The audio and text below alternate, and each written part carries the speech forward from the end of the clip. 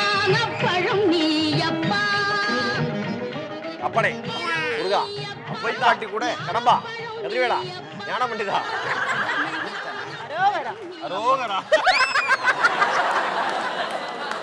உண்மையாகவே பார்த்தா அவ்வை பாட்டி கூட அவ்வளோ ஃபீல் பண்ணல, பிரியங்கா அவ்வளோ ஃபீல் பண்ணாங்க.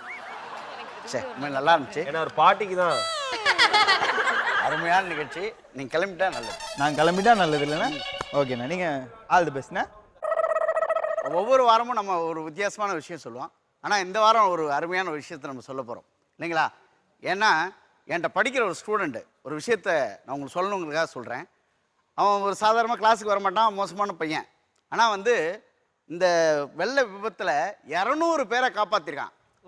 200 பேர் வீட்டில் அவனை கடவுளாக வணங்குறாங்க.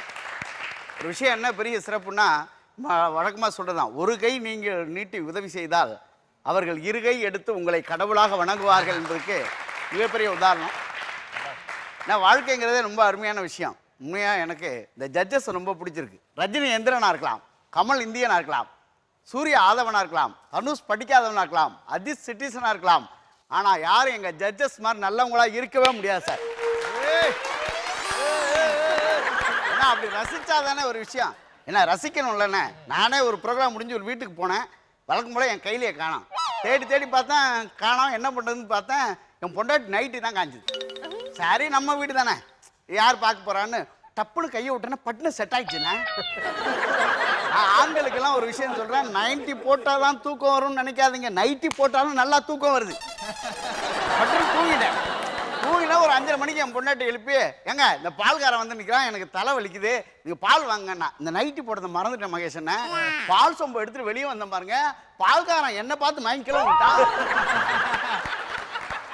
அப்புறம் அவன் கொண்டு வந்த பாலையை அவனுக்கு தெளிச்சு எழுப்பி விட்டேன். அவன் என்னை பார்த்துட்டு சொல்கிறான், என்னென்ன அப்படின்னா. நான் சொல்ல, டே யாருக்கும் சொல்லிடாதா, கலக்க போது யாரெல்லாம் கூட நான் வரேன்டா, விஜய் டிவியில் வர்றேன், யாருக்கும் சொல்லிடாத பேராசிரியருங்கிறேன்.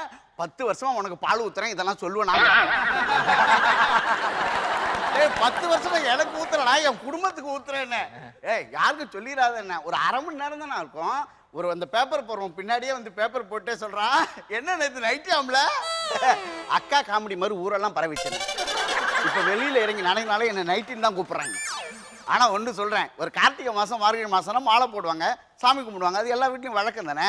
ஆனால் எங்கள் ஊரில் பக்கத்து வீட்டுக்காரன் எப்போ பார்த்தாலும் மாலை போடுறான். நான் அவனை கேட்டேன், ஏண்டா கார்த்திகை மாதம் மாளிகை மாதம் போட்டால் பரவாயில்ல, எப்போ பார்த்தாலும் மாலை போடுறியா, என்ன அவ்வளோ பக்தி முத்திருச்சானே. அவன் சொன்னான், இதை போட்டால் தாண்டா என் பொண்டாட்டி, வா சாமி உட்காரு சாமி சாப்பிடு சாமி, இதை என்னைக்கு கழட்டுறனா ஏன்டா என் உயிரை எடுக்கிறான்னு கேட்குறான். பாருங்க இந்த பசங்கள்லாம் பயங்கரமா அடிக்கலாம். லவ் காலேஜுக்கு வர்றது படிக்கிறானா லவ் பண்ணுறான் சார்.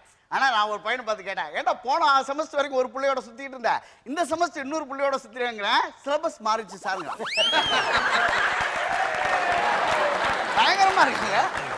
காதல் எப்படி பேசுறாங்கிறீங்க, அப்படி கவிதையா விடுறான். உன்னை பார்த்தால் பசிக்கிறது, சாப்பிட முடியவில்லை, தூக்கம் வருகிறது, தூங்க முடியவில்லை. இது காதலா நட்பா, காதலா நட்பான்னா. அவ சொன்னா பன்றி காய்ச்சல் அறிகுறி மாதிரி இருக்கு, ஊசி போட்டு உயிரோடு இருந்தா லவ் பண்ணலாம். சரி அது கூட பரவாயில்லைங்க.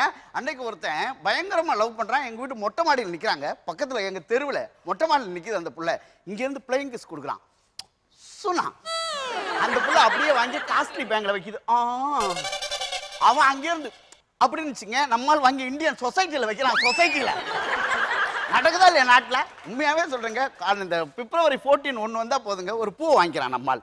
வாங்கிட்டு நேராக போய் அந்த பிள்ளைகிட்ட, சில பேர் கெஞ்சுவான் பார்த்தீங்களா, வாங்கிக்க பிள்ளை வாங்கிக்க பிள்ளை, எல்லாம் ஃப்ரெண்ட்ஸ் எல்லாம் பார்க்குறாங்க பிள்ளை வாங்கிக்க பிள்ளை அப்படிமா. இன்னும் சில பேர் மிரட்டுவான், ஏய் வாங்கிக்க வாங்கிக்க வாங்கிக்கம்மா. நானும் இதே காரியத்தை 10 வருஷத்துக்கு முன்னாடி செஞ்சுருக்கேன்னு. நான் ஒரு பிள்ளைக்கு கொண்டு போய் பூ கொடுத்தேன், உடனே வாங்கிடுச்சு.